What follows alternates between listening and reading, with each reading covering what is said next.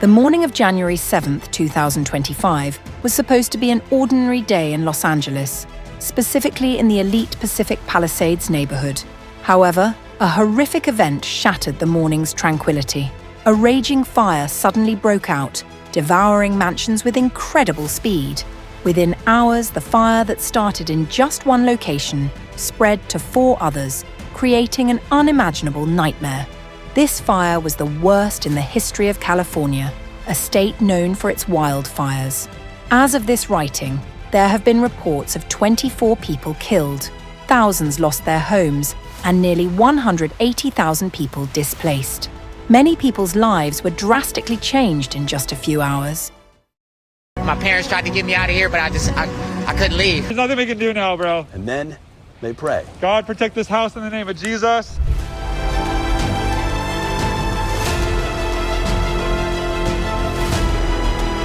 One of the deadliest fires was in Pacific Palisades, one of the most expensive neighborhoods in the United States, home to Hollywood stars and multi-million-dollar mansions.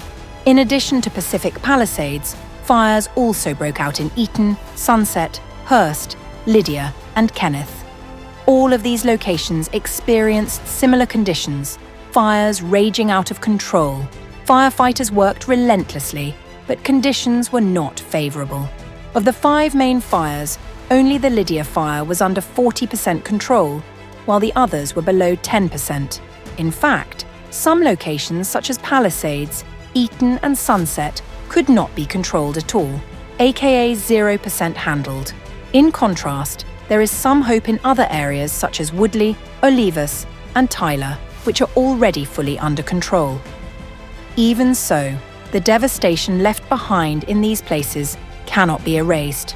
Homes were destroyed, forests scorched, and landscapes turned to ash like areas that had just been destroyed by an atomic bomb.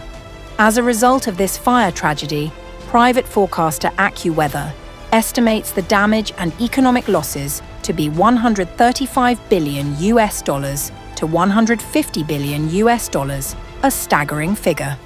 Until now, investigators are still looking into the exact cause of the fire. However, there are several factors that are believed to have contributed greatly. Southern California, the location of the fires, has been in drought and has not seen significant rain for months. The latest map from the US Drought Monitor shows that as of January 7th, only 39.1% of California is completely drought-free. The rest of the state is described as very dry, and some areas are experiencing moderate to exceptional drought. Around the same time last year, as of January 2nd, 2024, 96.7% of California was classified as drought-free. Furthermore, only 3.4% of the state was extremely dry, and no areas were in severe drought. In addition, the notoriously deadly Santa Ana winds also played a big role. With speeds of up to 100 miles per hour, these winds carry hot, dry air that easily magnifies fires. I believe this is the strongest documented fire-induced tornado. Santa Ana winds were also previously responsible for the Woolsey fire in November 2018, which killed 3 people and destroyed 1,600 structures. This pattern keeps repeating itself, creating terror for locals.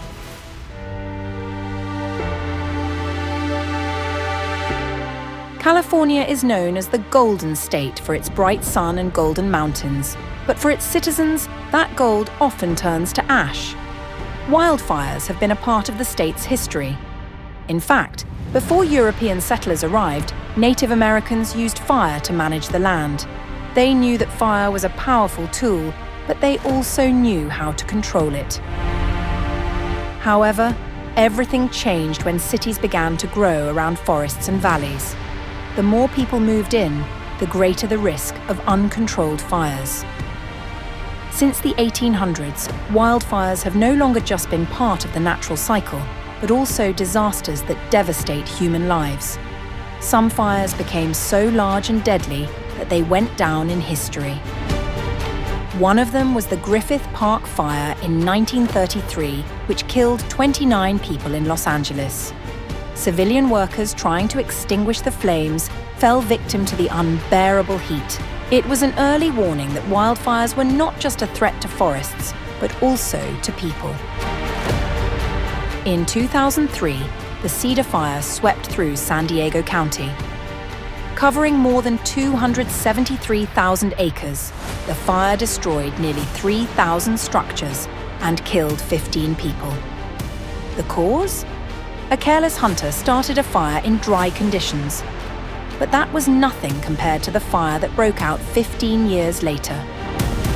The morning of November 8, 2018, began like any other day in Paradise, a small town in the foothills of the Sierra Nevada mountains. But within hours, the town was reduced to rubble. The fire was started by a Pacific gas and electric power line that failed during high winds. The live wires came into contact with dry grass and leaves, which sparked the fire and spread with terrifying speed. 85 people died, making it the deadliest wildfire in California history at the time. More than 18,800 structures were destroyed, and Paradise, a town whose name means paradise, was wiped off the map. Just 2 years after the tragedy in Paradise called the Camp Fire, California faced an even bigger disaster. In August 2020, a series of small fires caused by lightning merged into one giant blaze called the August Complex. Covering more than 1 million acres, this fire engulfed 3 counties: Mendocino, Humboldt, and Trinity. It took until mid-November for firefighters to fully extinguish the fire, which lasted a total of 87 days.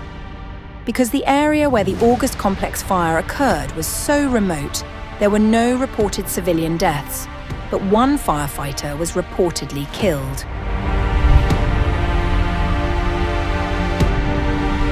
California has a typical Mediterranean climate with long, dry summers. In summer, air temperatures are often very high, while humidity is very low. This combination creates ideal conditions for wildfires.